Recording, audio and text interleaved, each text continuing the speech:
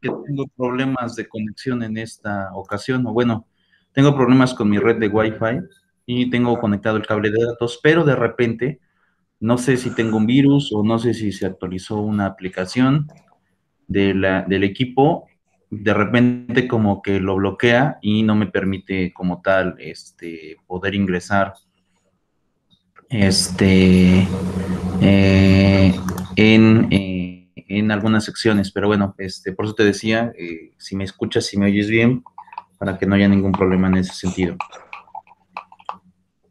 No, pues perfectamente, profesor. Muy claro, muy bien. No, no hay retraso, no hay no, o sea, muy bien se escucha.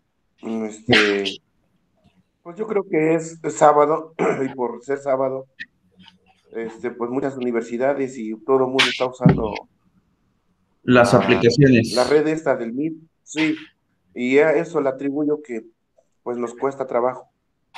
Sí, es correcto, puede ser alguna complicación de esta naturaleza. Bueno, en fin, pues vamos a comenzar el día de hoy. Hoy nos toca ver un tema que resulta de suma importancia. Hoy es nuestra penúltima clase, la próxima sesión es el examen, ¿de acuerdo? Ajá. El ¿Ya de día, aquí 8 días es el examen? el 13, es correcto. Buenos Ah, días, profe.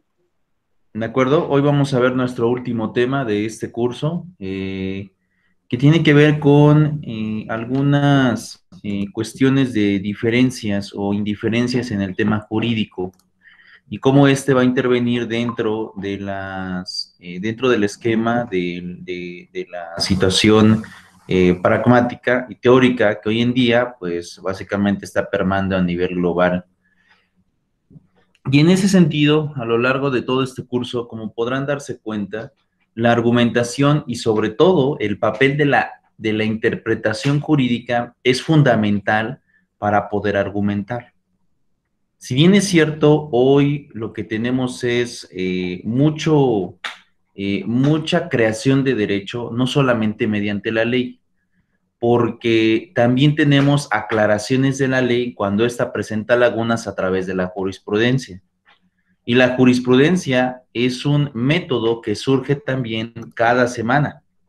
O sea, cada semana está saliendo jurisprudencia. Si bien es cierto, la ley tarda un poco de tiempo en poder restablecerse, y digo esto porque la ley de alguna forma requiere que el Congreso sesione, que se pongan de acuerdo y posteriormente que vayan a las revisiones por parte pues sí, literalmente de la Suprema, del Senado de la República, o bien en lado inverso, que sea el Senado quien vaya a la revisión con la Cámara de Diputados. Pues esto genera al final de cuentas contratiempos, ¿no? Esto genera de alguna manera que se esté teniendo un complejo proceso de creación de normas. Y es de alguna manera que la jurisprudencia resulta ser una especie de legislación alternativa, en donde ésta no necesita pasar por un proceso legislativo, simplemente necesita en este caso ser aprobado por alguna de las formas que se establecen en la ley de amparo y sale inmediatamente a la luz. Sin embargo, pues este proceso es más corto en algunas ocasiones, no en todos. En algunas ocasiones es más corto que el proceso legislativo y al final de cuentas, ¿qué es lo que pasa? Este criterio de jurisprudencia, si bien es cierto, no se puede aplicar de manera general, porque de manera general se aplica la ley, cuando ya se hacen las impugnaciones, es decir, cuando ya te vas a, a, a,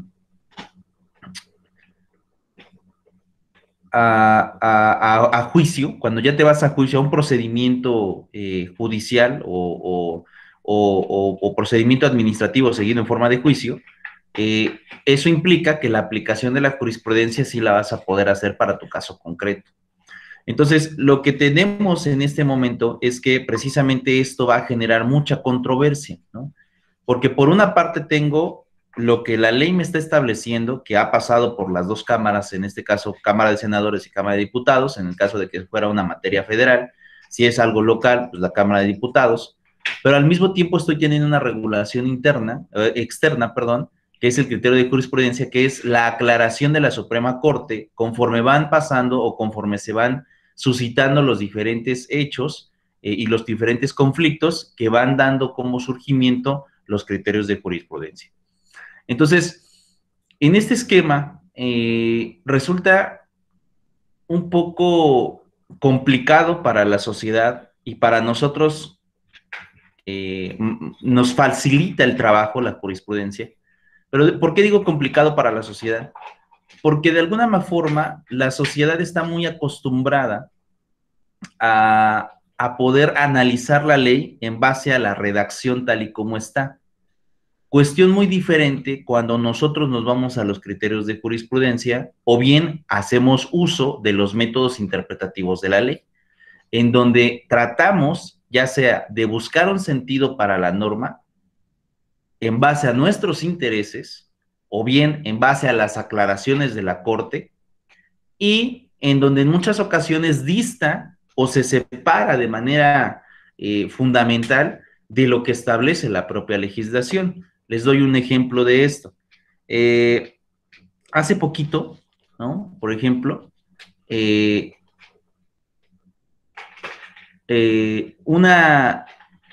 vamos a llamarlo así, una figura pública de redes sociales hizo la denuncia de su agresor sexualmente a través de un video. Esta chica de inmediato levantó mucha expectativa porque su video fue visto por más de 12, casi 13 millones de visitas. Es decir, casi 13 millones de personas vieron esta situación. Hubo periódicos oficiales que publicaron la nota, como el Universal, como el Economista, incluso como Grupo Reforma, que dieron todavía una especie de espejo hacia la noticia para que obviamente más gente se enterara. Y aquí viene la paradoja para que ustedes se logren situar de manera completa. La mayoría de personas en ese aspecto, lo primero que hizo fue, obviamente, señalar al agresor, ¿no? Hacer ese señalamiento de que era un agresor sexual y que debería de ir a la cárcel de inmediato. Y esta semana, precisamente hace poco, por ejemplo, mucha gente se olvidó en ese momento de lo que existe en la Constitución, de los derechos del imputado. Y dentro de esos derechos podemos clasificar a la presunción de inocencia. Entonces, la mayoría de gente, si lee la ley, va a leer el Código Penal y únicamente va a decir, pues el sujeto es delincuente, le tocan 8, 10 años de prisión o 20 años de prisión por el delito que haya cometido. Cuando tú llegas con un abogado, lo primero que piensa el abogado es, ok, ¿y eso qué, no? Es decir, no importa que se le presuma que cometió una conducta delictuosa. Una cosa es que se le presuma y que se señale, y otra cosa muy distinta es que literalmente se le compruebe el delito. Y en base a la comprobación del delito, debemos obedecer a los principios que hoy tenemos, como por ejemplo la presunción de inocencia. Si tú le dices esto a la gente que no está acostumbrada a leer varias leyes, lo primero que te va a decir es, tú eres un corrupto, o tú no tienes ética. Porque la chica lo está señalando, y si la chica lo señala, es que es verdad. Así lo toma la gente hoy en día. El problema en ese sentido es que, como decía hace un momento, tenemos nosotros que hacer el análisis armónico de diferentes leyes que permitan de alguna forma la comprensión de esta naturaleza. Les doy otro ejemplo práctico. Por ejemplo, en esta situación de el gobernador Mario Marín, me imagino que vieron las detenciones. Claro ¿Alguien que vio sí, la profe. detención? Yo sí la vi, profe. Sí. Ok, y por ahí fíjense hasta dónde llega el escrutinio de las personas. Quien sufre la agresión es una periodista que se llama Lidia Cacho. Esta persona que durante una investigación periodística que ejerce en el año 2005, 2006, 2005. 2005, 2006, Sí. literalmente se percata que a través del gobierno del estado de Puebla existe una red de corrupción de menores. y pues ella logra escribir un libro que hoy se llama Los demonios del Edén, en donde precisamente se exhibe esta situación, en donde se da a conocer quiénes son, con nombre y apellidos, las personas o los políticos que están involucrados en este tipo de comisión de delitos. Luego entonces, cuando esto se genera, de inmediato la mayoría de personas empezó a decir, es que sí es culpable, ¿no? Es que sí lo cometió, es que de alguna forma sí generó el delito en este sentido, y esto dio mucho de qué hablar. La propia ministra de la Suprema Corte manifestó, independientemente del delito que se haya cometido, necesitamos forzosamente ir a lo que conocemos como la presunción de inocencia, no importando que sea el exgobernador. Se tiene que someter el proceso a las reglas judiciales. ¿Y qué fue lo que inmediatamente sucedió con la prensa? La prensa prácticamente catalogó a la propia ministra como corrupta. Es más, la propia víctima, que no comprende de la legislación actual, dijo que si por ella fuera, Marín no llegaría a la cárcel. Es decir, imagínense, aquella que sufre el delito, lejos de corresponder al esquema de derecho, lo que estamos teniendo es que se pone contra él y estipula de alguna forma que este no es así. Y pone en duda el actuar de las propias autoridades, ¿no? Que si bien es cierto se puede poner en duda, lo cierto es que también se debe de someter a la legislación actual. Y así puede ser el exgobernador, se le tiene que otorgar la presunción de inocencia. Y es algo que en ese momento la periodista Lidia Cacho no entendió y por el contrario descalificó a la propia exministra de la Suprema Corte. Entonces, estos son los paradigmas que vamos a estar teniendo en temas jurídicos. Por una parte, vamos a tener una actuación de jueces que van en base al criterio de la ley, igual en el esquema de los abogados, y otra muy distinta, la paradoja de aquellos que leen la ley en parte, hay aquellos que creen saber de ley cuando solamente leen una ley y no armonizan un conjunto de leyes. Me imagino que vieron estos casos, chicos. Sí, profe, sí, las noticias pues salen día a día, pero a mí me queda una duda, o sea, Lidia Cacho está, ¿quiere justicia o no quiere justicia? ¿Sí te escuchó? Ajá, mi pregunta es que si Lidia Cacho quiere justicia o no quiere justicia Lidia actualmente. Cacho sí quiere justicia, pero lo que quiere, como la mayoría de personas, es que por el simple hecho de que ella lo denunció, se le castiga al exgobernador, sin que el exgobernador tenga la oportunidad de defenderse. ¿Se acuerdan, por ejemplo, cuando analizamos algunos criterios de la propia Constitución en algunas otras clases? Y se acuerdan que yo les hablaba acerca de las formalidades de los procedimientos, que eran 4 pasos que se deberían de tener siempre en cualquier tipo de juicio. Y dentro de esos 4 pasos podemos tener la oportunidad de que se nos emplace, la oportunidad de aportar pruebas, la oportunidad de alegar y de que se nos dicte sentencia en nuestro procedimiento. Entonces, ¿qué sucede en ese supuesto? Lo que pasa con la gente hoy en día es que cree que por el simple señalamiento se debe de decretar a alguien como culpable.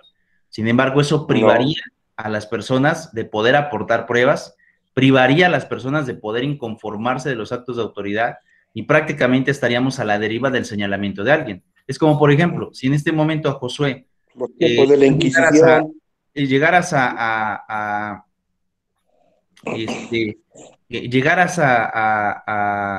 tener un conflicto de esta naturaleza en donde una persona literalmente te señale como acosador, obviamente, ¿qué es lo que va a suceder? Si no tienes la oportunidad de aportar pruebas y de defenderte, prácticamente serías culpable de manera inmediata y el procedimiento judicial así no sucede. ¿Cierto o falso? Claro, ya no van a querer ni siquiera dar clases los maestros, es violador. Sí, no, pues no. ¿Cómo no te entiendo, Josué? Sí. Van a tacharme si alguien señala así como en los tiempos de la Inquisición y se le cree al que señala rápidamente, pues es feo porque no se le da la oportunidad de defenderse, de aportar pruebas, de demostrar que no soy el violador, y eso no debe ocurrir, no debe ocurrir. ¿Qué tan Sí, no, complicado después, crees que sea un procedimiento, Josué, para alguien que no se le da la oportunidad de defenderse? no, pues eso podemos caer como autoridad o como administradores de justicia o como lo que tenemos que ver por los derechos humanos, por las garantías de las personas, en un error fatal y meter injustamente a una persona. Eso es, le guste o no a Lidia Cacho, tiene que haber un proceso. Tiene que haber un proceso para que también él aporte pruebas y también él demuestre su inocencia si es que lo es y si es que no lo es, pero no se puede uno brincar esta situación aunque no le guste y no le gusta a mucha gente. A mí sí ya me gusta.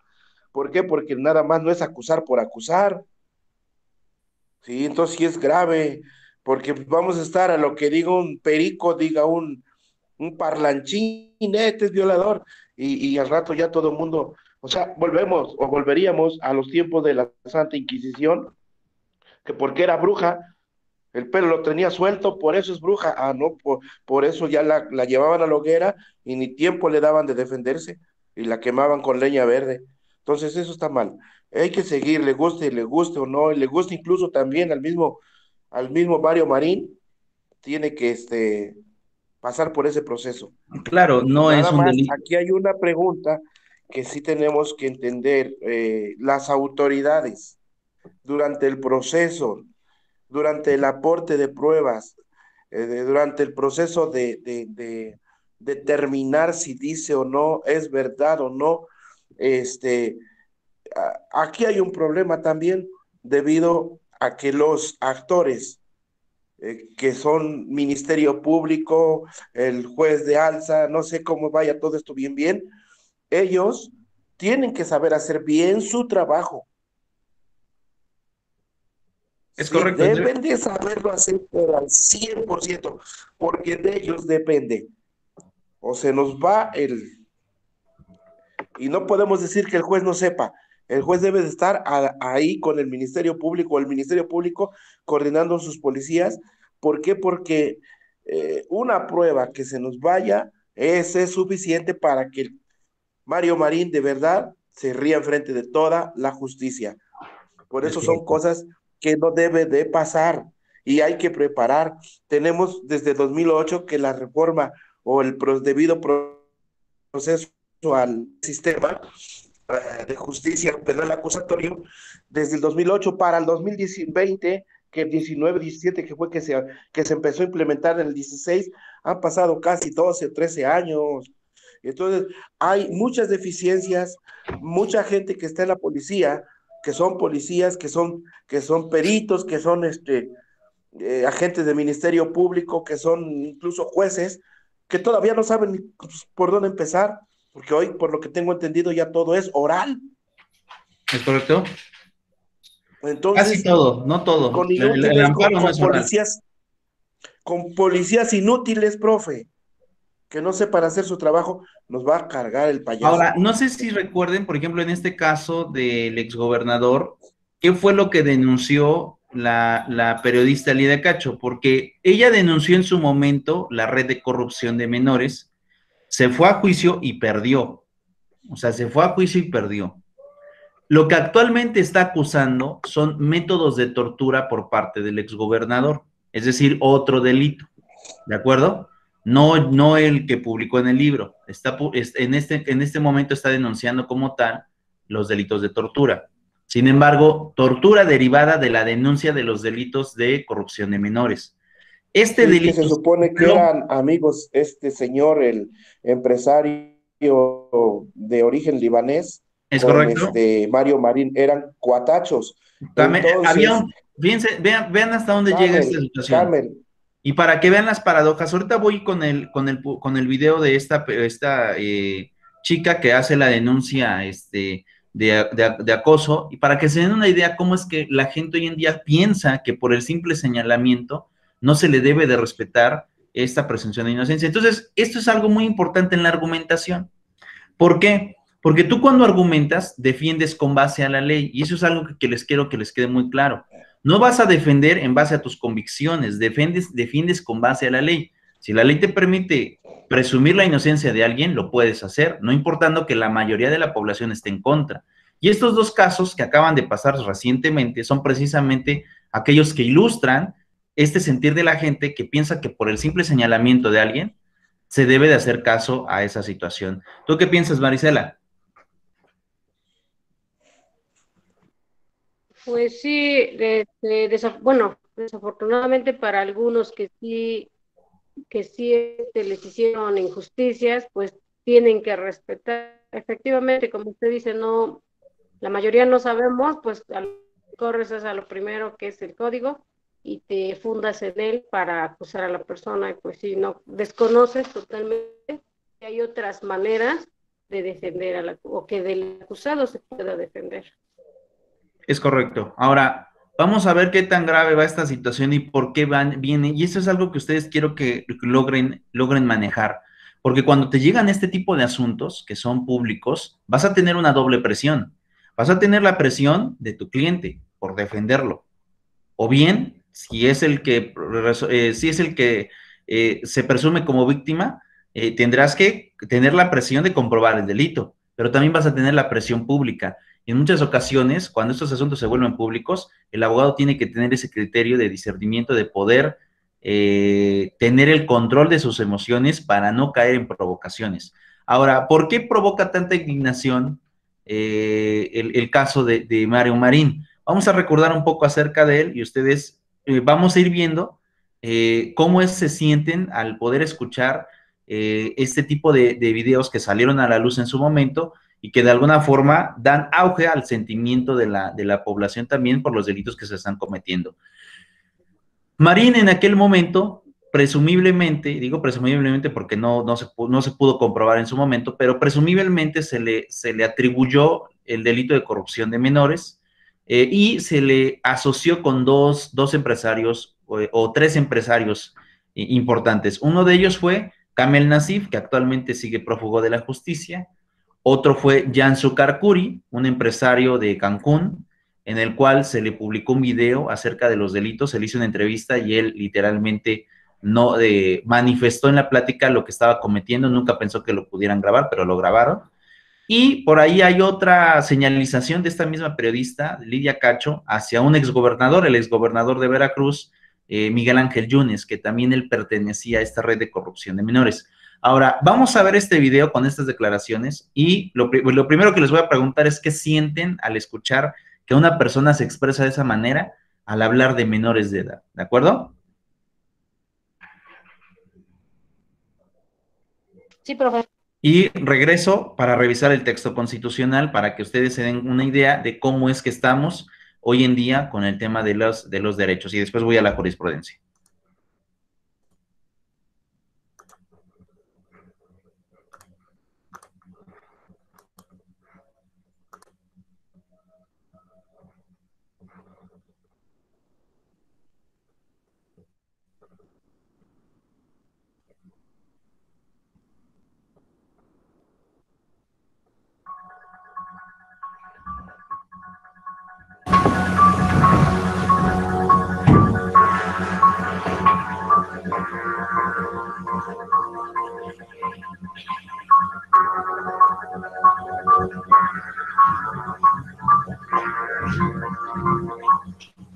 Un hombre acusado de haber violado a un número indeterminado de niños y de niñas en las villas de su hotel, el Solimar de Cancún, mientras los fotografiaba y videogrababa para conformar una red de pederastia y prostitución infantil.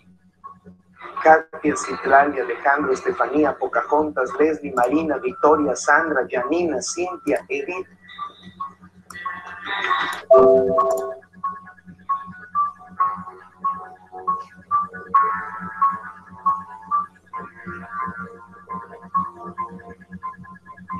El caso de Jansu Karkuri comenzó a aparecer en los periódicos de Cancún desde el año 2003, pero se volvió escándalo en la primavera del 2004, cuando la joven Edith Encalada declaró que desde sus 14 hasta sus 17 años sostuvo relaciones sexuales con Jansu Karkuri, que además ella le presentó a él otras y otros menores de edad para satisfacerle sus deseos sexuales.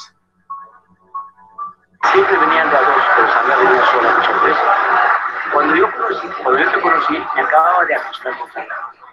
Estaba tango, mi mamá me va a cagar porque acabo de terminar con mi mamá. ¿Por qué era señorita? ¿Sandra? Yo no lo puedo decir. Señora Sandra. 16.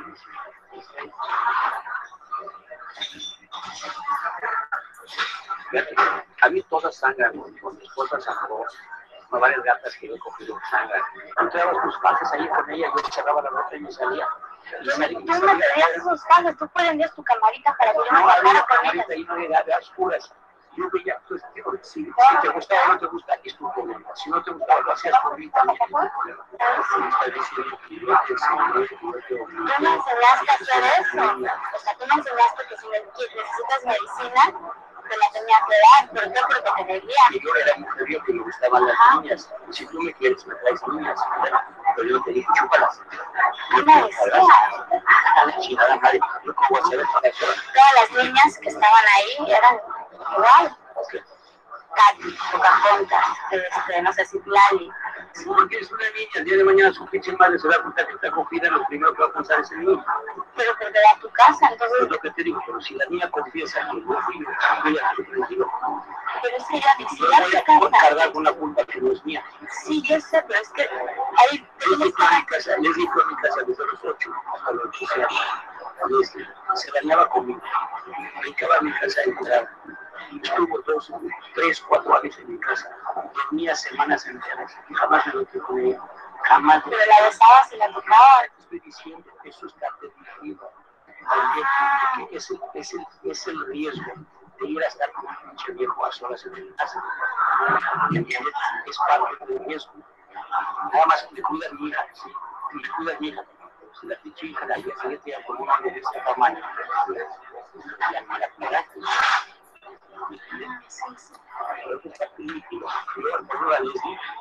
A mí tengo una de 4 años, y dice está cogida, incluso que está cogida, a lo que me acuesto con la mujer y me meto la verdad. Los rubros, no, sí, ya sí, una niña solita, me fascina, sería así, acariciarla, esta ilusión, por ejemplo, yo veo que me salta así, órale, todo, es todo lo que hago, y es muy vicio, es muy pendejada. Y sí, sí es delito, y sí está corrido, y sí está mal. Yo estoy diciendo que soy decente y soy perfecto. Cuando yo veo una niña me derrito, pero es una expresión sana, señor. Yo le dije, trae una niña de 4 años y me desarmas. Pero no lo estoy diciendo en plan sexo. No soy monstruo. Sandra no me metió mucho antes de meter la verdad, la memoria con viejos y frente, normal. No soy viejo de decir la verdad porque es algo. Frente a la señorita.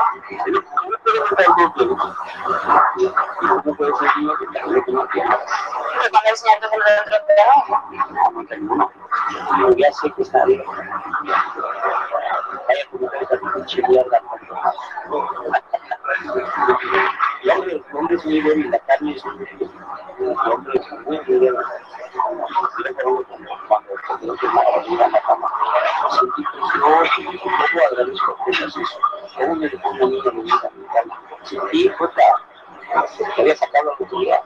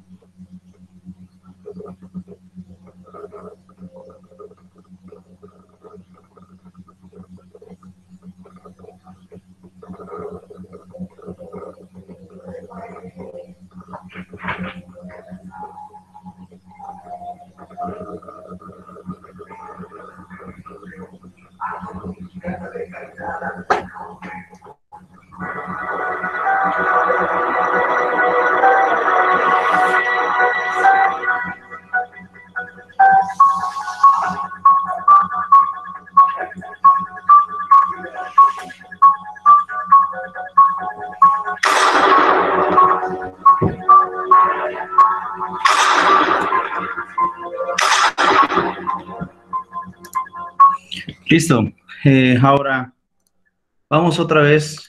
Y lo primero que les voy a pedir de alguna forma es que me compartan su criterio social, no su criterio jurídico, su criterio social. ¿Qué piensan de ver este tipo de declaraciones donde, pues, una persona ya de edad avanzada, no recuerdo con precisión cuántos años tenía, pero ya de edad avanzada, declara tener, pues, contacto íntimo con menores de edad?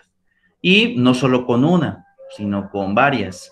Es importante recordar lo siguiente: en el momento que se logra detener a este empresario, Janso Karkuri, en realidad se le encuentra en una casa donde se albergaban alrededor de, me parece que 15 chicas, entre los 8 y los 15 años.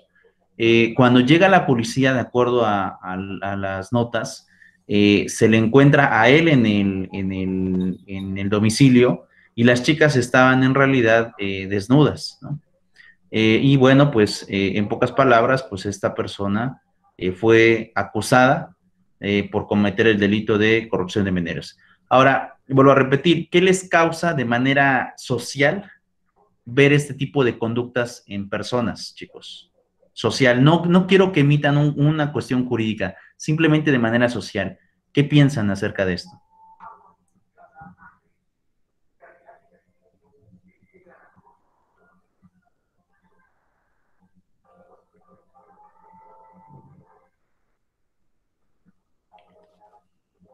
Pues de mi parte, lógicamente, socialmente, coraje, impotencia y pues, lógico, ganas de inmediato, como dicen, aprenderlo y castigarlo, ¿no?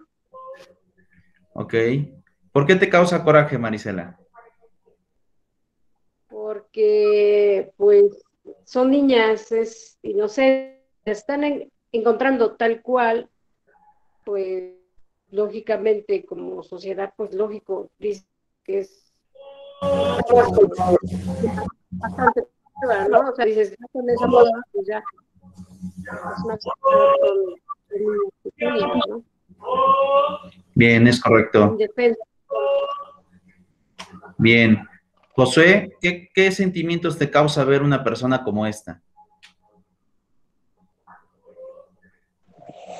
Bueno, pues yo también creo que tiene razón la compañerita, o sea, porque yo pues tengo hijas, nietas, y no me gustaría, eh, pues es que los niños son niños, pues, ellos se merecen respeto, se merecen otra vida, o sea, no corromper su mente, y menos con una persona como él, que ya es una persona adulta, y tener o hacerles daño, porque sí es un daño también físico, además de físico, psicoemocional. Es muy difícil que se recuperen. Entonces eso no se hace, a la niñez no se le hace. Eh, Creo que pues socialmente, eh, junto con la sociedad, pues yo también no apruebo que pues se manifiesten ese tipo de conductas en gente adulta con niños o niñas.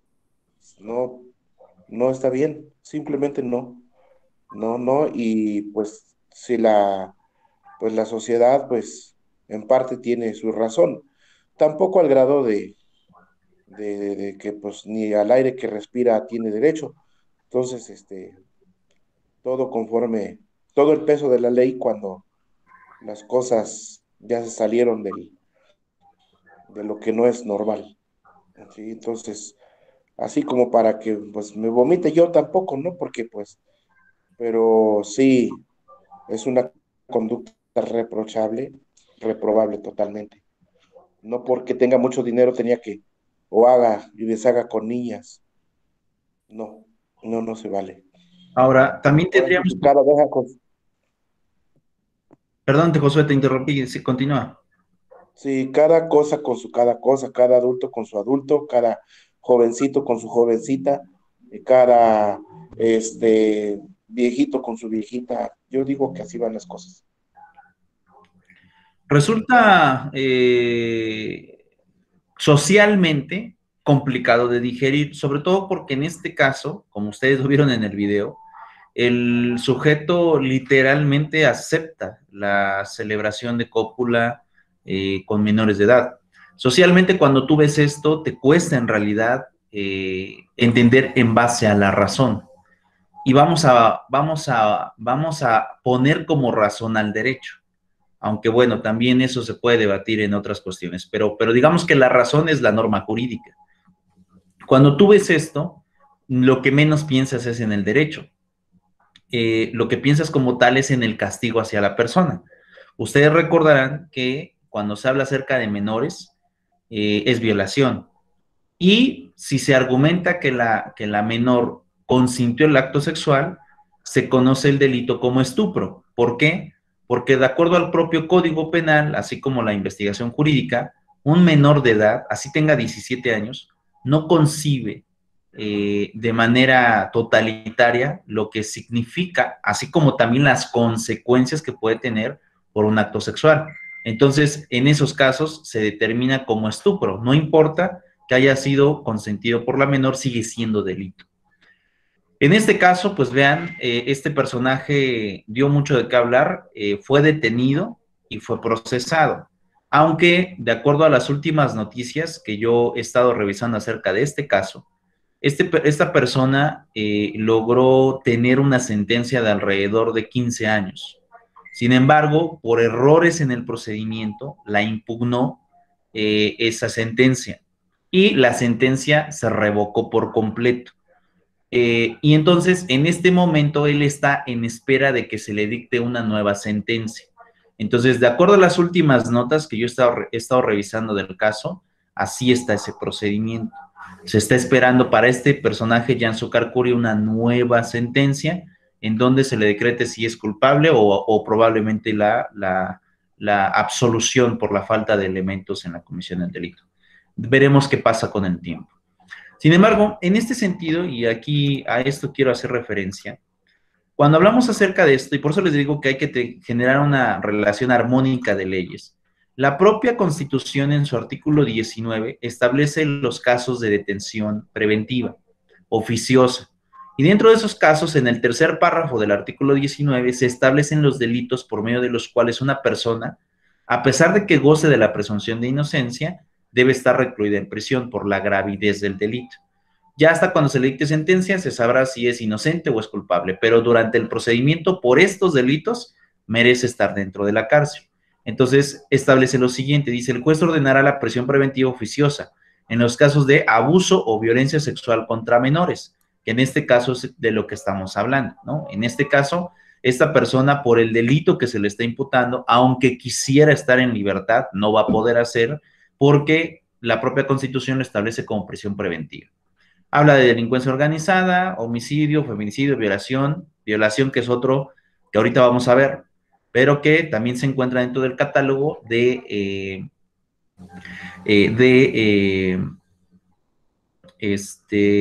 delitos con prisión preventiva. Ahora, este es el artículo 19 que me establece esas situaciones, pero si yo me voy al artículo 20 y me voy al apartado B, dice los derechos de toda persona imputada, es decir, aquella que se le está culpando por la comisión del delito. Y dice la fracción primera, a que se presuma su inocencia mientras no se declare su responsabilidad mediante sentencia emitida por juez de la causa. Esto es algo muy importante, mediante sentencia. Si no hay sentencia, es inocente. Entonces, yo les pregunto a ustedes, ahora sí, de manera jurídica, ustedes tienen que apuntar hacia la presunción de inocencia.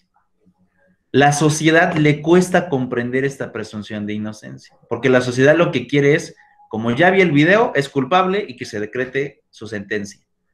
Pero vuelvo a repetir, cuando nosotros entramos en el mundo jurídico, vamos a encontrar estas paradojas. Esta es una de ellas, en donde literalmente tenemos que, no porque yo lo quiera como abogado, ni siquiera porque de alguna forma trate de ser corrupto, no. la ley, la propia Constitución establece la presunción de inocencia. La presunción de inocencia es un derecho humano. Y en base a los derechos humanos, ustedes recordarán que los derechos humanos tienen principios, y uno de esos principios es el de universalidad. ¿En qué consiste este principio? Que todos, absolutamente todos, no importando si eres presunto culpable o no, no importando, gozas de los derechos humanos. Y si la presunción de inocencia es un derecho humano, así pueda a lo mejor ser culpable en la sentencia, pero durante el procedimiento va a gozar de este derecho humano que la propia Constitución y los tratados internacionales le otorgan. Entonces, nosotros tenemos que estar enfocados a ocupar el tema de la lógica jurídica, que nos dicta la armonización de leyes, no solamente estudiar una sola, tenemos que estudiar varias para poder comprender un fenómeno en específico. Y en este caso, vamos a la presunción. Como les dije hace un momento, si les pregunto de manera social nuevamente, ustedes ya me dijeron hace un momento que les gana el coraje, que les gana el sentimiento, porque estamos hablando de menores de edad. Pero si yo les pregunto jurídicamente, esto da un revés importante porque de alguna forma esto implica y genera que pensemos en base a la propia legislación. Entonces, en este momento yo les diría lo mismo que les he estado diciendo en antiguas clases. Hay que separar perfectamente bien el pensamiento personal del pensamiento social. Porque a lo mejor si yo les pregunto socialmente qué piensan, me pueden decir, pienso coraje, pienso impotencia, pienso tal vez en odio, ¿no? O en resentimiento contra aquella persona que cometió cierto delito. Si yo les pregunto su sentido profesional, me van a contestar, o me tienen que contestar, mejor dicho, goza de la presunción de inocencia, tiene la oportunidad de poder defenderse en juicio, de probar su inocencia, así como aquella que lo acusa tiene que la oportunidad de poder, en este caso, probar su culpabilidad del sujeto por el delito que corresponde. Ese sería su sentido profesional. Ahora, veamos los alcances en este caso de la presunción de inocencia, para que se den una idea de que no es algo en realidad tan escueto, ¿no? O tan simple. La protección de la presunción de inocencia implica y genera que, vuelvo a repetir, durante todo el procedimiento se le asegura al imputado que no cometió ningún tipo de delito. Vamos a poner aquí presunción.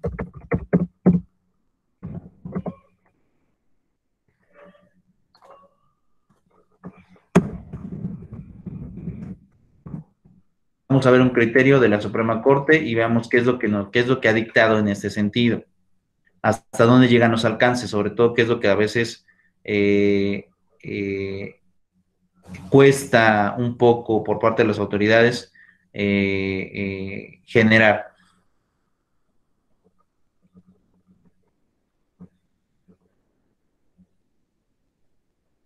Vamos a ver. Quiero una que nos define el criterio. Son de criterios de 2015. Vámonos un poco más atrás.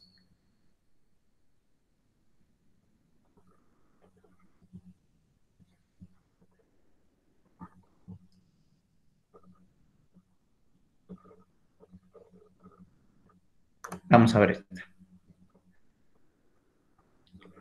Alguien que me apoye con el criterio. Este es un criterio de la primera sala de la Suprema Corte y es un criterio de jurisprudencia, es decir, tiene obligatoriedad. Es un criterio constitucional penal. Alguien que me ayude con el criterio, hasta aquí nada más, hasta donde tengo el cursor. Ajá. Pues yo, profe, si gusta. Claro. Bueno, dice que la presunción de inocencia como regla de trato procesal. La presunción de inocencia es un derecho que puede calificarse de poliédrico, en el sentido de que tiene múltiples manifestaciones o vertientes relacionadas con garantías encaminadas a regular distintos aspectos del proceso penal. Una de sus vertientes se manifiesta como regla de trato procesal o regla de tratamiento del imputado, en la medida en que este derecho establece la forma en la que debe tratarse a una persona que está sometida a proceso penal. En este sentido, la presunción de inocencia comporta el derecho de toda persona a ser tratado como inocente en tanto no se declare su culpabilidad por virtud de que una sentencia condenatoria. Dicha manifestación de la presunción de inocencia ordena a los jueces impedir en la mayor medida posible la aplicación de medidas que impliquen una equiparación de derecho entre imputado y culpable, es decir, conlleva la prohibición de cualquier tipo de resolución judicial que suponga la anticipación de la pena. Ok. Entonces, fíjense lo que suponga la anticipación de la pena. ¿Qué es lo que pasa cuando las personas dicen que una persona que ha sido señalada por culpable o por cometer un delito debe de ir a la cárcel? Se está suponiendo la anticipación de la pena. Y la presunción de inocencia no implica eso. La presunción de inocencia, en base al trato procesal, se debe de respetar hasta el dictado de la sentencia. ¿Sí se dan cuenta cómo es que de alguna forma lo que dice la Constitución, si nosotros lo entendemos así, es muy sencillo? Bueno, hasta que se decreta sentencia. Pero aquí también la jurisprudencia nos aclara que no es posible llevar a cabo suposiciones de anticipación de la pena. Y esto amplía el conocimiento que no viene en la Constitución. Luego, entonces, estas diferencias o estas complejidades de la norma, y eso hace como obligatorio al abogado que constantemente esté buscando los normativos de la ley también en base a los criterios interpretativos de la jurisprudencia. ¿Nos amplía el trabajo? Sí, vamos a tener más trabajo. Eso no lo vamos a poder negar. ¿Por qué vamos a tener más trabajo? Porque esto implica y genera también al mismo tiempo que tengamos esta oportunidad de tener más que estudiar. Pero por otro lado, vean los criterios cómo vienen. No se puede, hay prohibición de suponer la anticipación de la pena. Si nosotros le explicamos esto a las personas, obviamente van a estar en contra, porque como ustedes me dijeron hace un momento cuando vieron el video, a mí me causa coraje, ¿no? Me causa rabia, me causa impotencia, pero nosotros no podemos dejarnos llevarnos por esos instintos, porque nosotros ocupamos la lógica jurídica, no la lógica de la sociedad. La lógica de la sociedad funciona a la moral, nosotros funcionamos en base a las leyes, ni siquiera una, a varias. Y en este momento, como les decía, una ley es la Constitución, al final de cuentas, la máxima norma de acuerdo al control constitucional, pero también la jurisprudencia me aclara o me amplía el concepto en base a las cuestiones constitucionales que probablemente no sean tan explicativas o tan determinativas como sí se amplía en el catálogo de jurisprudencia. ¿Sí se logran percatar de esto, chicos? Sí, claro que sí. Tenue, pero sí, es perceptible. ¿De acuerdo? Ahora, vámonos al otro caso, ¿no? Es más, yo les decía hace un momento en el caso de esta chica, Lidia Cacho. Lidia Cacho, ¿cómo es que se le está prometiendo hoy en día el delito de tortura? Y para esa tortura hubo una conversación que se filtró a los medios de comunicación. Sin embargo, esa conversación no pudo ser tomada en juicio. ¿Por qué? Porque también la jurisprudencia habla y determina acerca de las pruebas ilícitas. Ahorita les explico ese criterio. Pero también sirve mucho porque hoy también para poder probar en juicio implica y genera que tú obtengas de manera legal las pruebas, no de manera ilegal. Y esa conversación en donde se comprueba el delito de Lidia Cacho fue obtenida de manera ilegal. Por eso, a pesar de que está o de que se conoce, no pudo ser tomada dentro del juicio en el caso de corrupción de menores. Vamos a ver esto. Me llamaron Marín.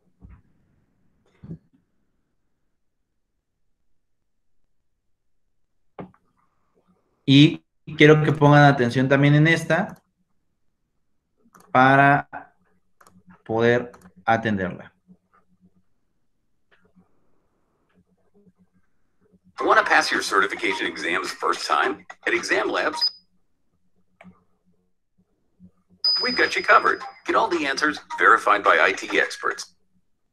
¿Qué pasó, mi joven precioso? Mi héroe chingado. No, a ti, tú eres el héroe de esta película, papá. Pues ya ayer me acabé de dar un 5 con esta vieja cabrón. Que aquí en Puebla se respeta la ley, que aquí no hay impunidad. y que aquí quien comete un delito se llama delincuente, pues que no se quiere ser la víctima y que no quiere estar aprovechando cosas de publicidad.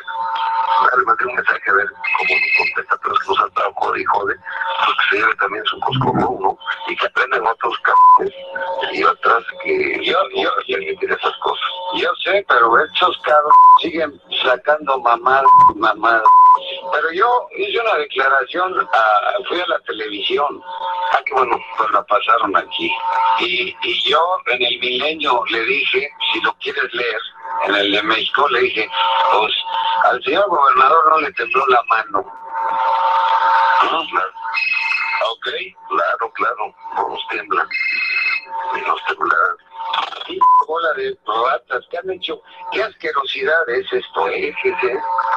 No te sientes en Dios, así es en el poder. Yo te hablé para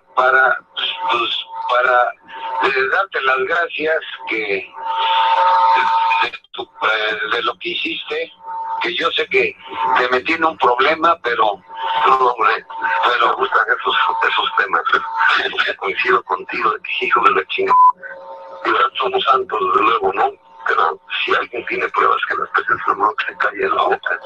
Y yo para darte un abrazo, te tengo aquí una botella bellísima de un coñac, que no sé a dónde te lo mando, o sea, a Casa Puebla. Bueno, tengo una botella que te traje para mandártela. Dale. Sí te la puedo mandar ahí, ¿verdad? Desde luego. Yo te la quería dar personalmente, pues estás ocupado. Ahí, mándamela. Yo te la voy o a Casa Guay, donde esté más fácil. No, donde tú me digas.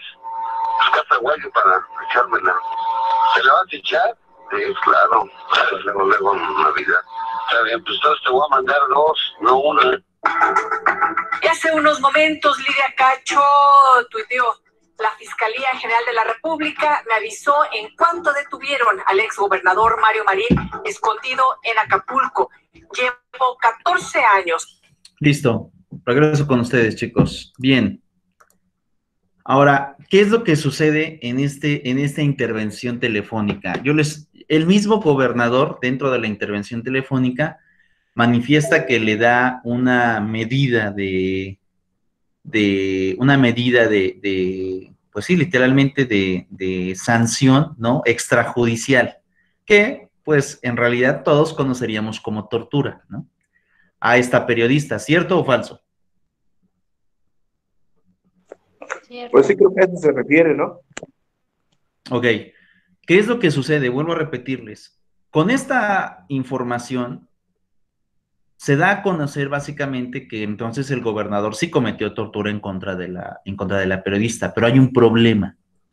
Esta intervención no fue decretada por un juez. Esto es decir, que esta intervención fue a través de medios de la propia periodista Lidia Cacho. Es decir, se violentan derechos, uno de ellos el de privacidad de las personas. Todos tenemos derecho a la privacidad. Y por lo tanto, al ella intervenir una red de telefonía de esta naturaleza, sin permiso de un juez, lo hizo en realidad bajo la clandestinidad y la ilegalidad. Vamos a ver qué dice la jurisprudencia acerca de este tipo de obtención de material probatorio, porque estas intervenciones telefónicas, Lidia Cacho las puso ante el juez, pero el juez no las tomó en cuenta, pero no las tomó en cuenta no porque no haya querido, sino porque para poder tener una prueba se necesita tenerla de manera legal, y cosa que no fue esto.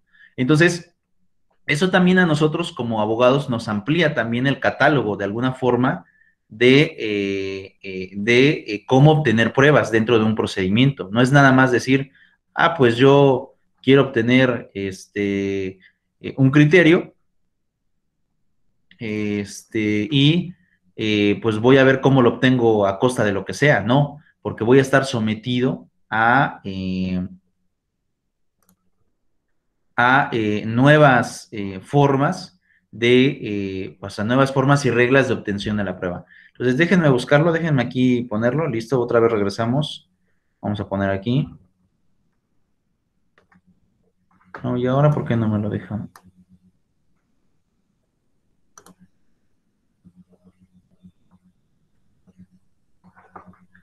No me deja buscar.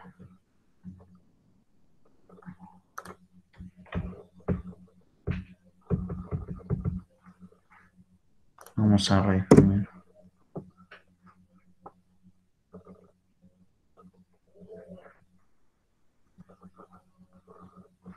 Listo.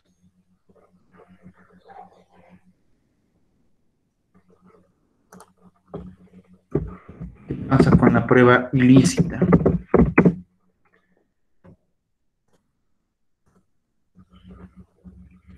¿Y qué pasa con esto? En realidad esto tampoco viene en la ley, viene en base a criterios de jurisprudencia.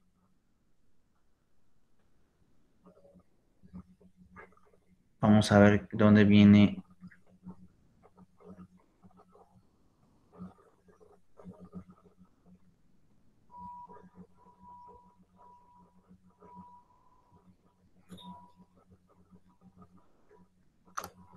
Aquí está, es un criterio de 2011.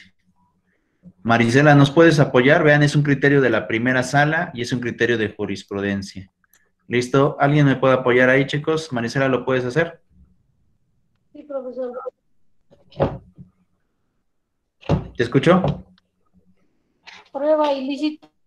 Derecho a un debido proceso comprende el derecho a no ser juzgado a partir de pruebas obtenidas al margen de las exigencias constitucionales de las ilegales.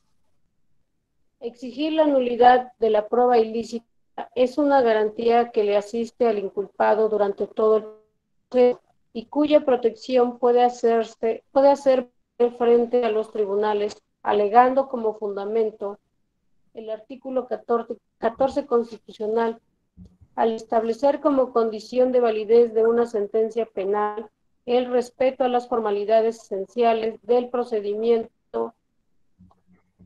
El derecho de los jueces se conducen con imparcialidad en términos del artículo 17 constitucional y el derecho a una defensa que asiste a todo inculpado de acuerdo con el artículo 20, fracción 9 de la Constitución Política de los Estados Unidos Mexicanos.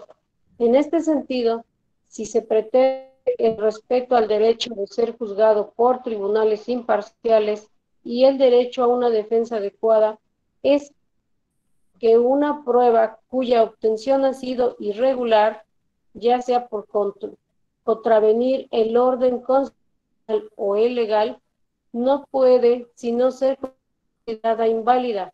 De otra forma, es claro que el inculpado estaría en condición de desventaja para hacer valer su defensa.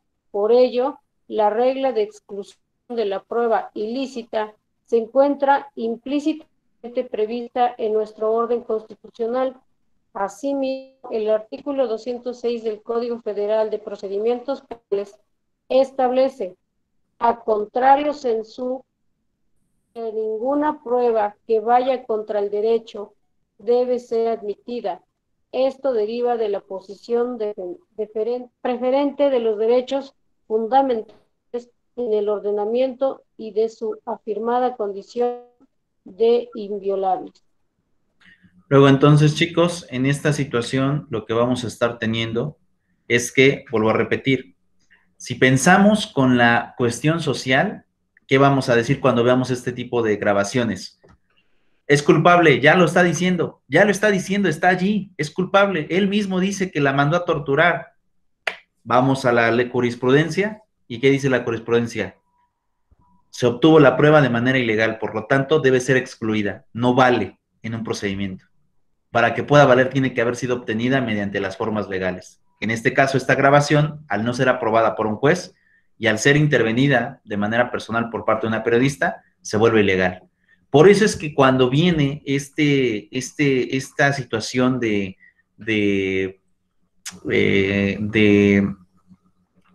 los delitos en aquella época, muchos de esos delitos que se le imputaron al gobernador literalmente no dieron resultados, porque Lidia Cacho lo que pretendía era probar sus situaciones a través de pruebas ilícitas. Si bien es cierto, desde mi punto de vista, yo considero que sí se le cometieron delitos, lo cierto es que también la forma de querer probarlos fue ilegal, porque no puedes probar algo legal con cuestiones ilegales. y por eso es que su grabación en aquel momento se tuvo como nula, porque fue obtenida de manera ilegal.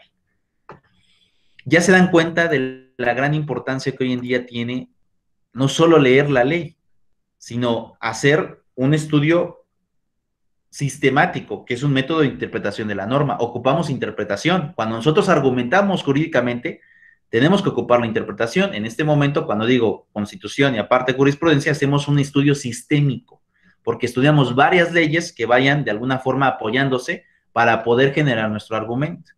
Josué, ¿cómo ves? Pues sí, bonito, pero la más difícil también porque no está no está fácil la cosa, ya que la chica, por ejemplo, Lidia Cacho, se adelantó a aportar pruebas. ¿Es correcto? Yo digo que se adelantó muy rápido. Tal vez las pudo haber sacado también ilícitamente, pero lo que creo que debió de haber hecho era esperar que o el juez le dijera, ¿sabes qué? Hay que buscar pruebas, autorizo que busques pruebas. Aunque yo ya las hubiera tenido, que me las hubiera autorizado, ahí en ese momento se las aporto. Es correcto. No sé si me doy yo a entender, profe. El problema es que Lidia Cacho ya tenía todo el paquete, lo tenía armadito y lo presentó completamente. Ahí, como ella desconoce esto de la jurisprudencia, se adelantó. Si hubiera conocido, si hubiera sabido de esto, de la jurisprudencia que usted nos está haciendo favor de enseñarnos, no se adelanta, se espera en los momentos en que el juez ordene a que se busquen pruebas, se recaben pruebas, y a partir de ahí, entonces yo ya las tengo, ya no se me van, ahora sí aquí está, mire, y ya hubieran sido válidas, pero como ella ignoraba esto.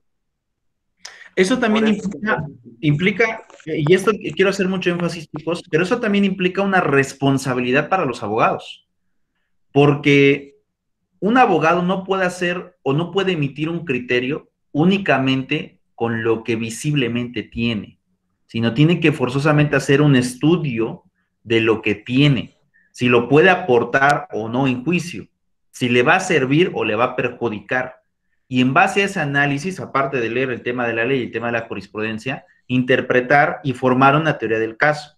Entonces, como podrán darse cuenta, tú no puedes adelantarte a dar un criterio somero, ¿no? Un criterio a la ligera, por así llamarlo. Algunas cosas a lo mejor puedes adelantarlas, pero no todas. ¿Por qué? Porque tienes que hacer un estudio previo de lo que está sucediendo en aquel momento. Y si eso implica y genera que se están cometiendo ilegalidades, forzosamente cuando llegues a la entrevista con tu cliente, vas a tener que decir, ¿sabes qué? ¿Se puede esto, o bien no se puede esto y no se puede esto? Pero se tiene que determinar. De lo contrario, eso generaría una problemática a la hora del procedimiento. Es muy probable que sus abogados de Lidia Cacho no hayan hecho un buen estudio del caso, es muy probable.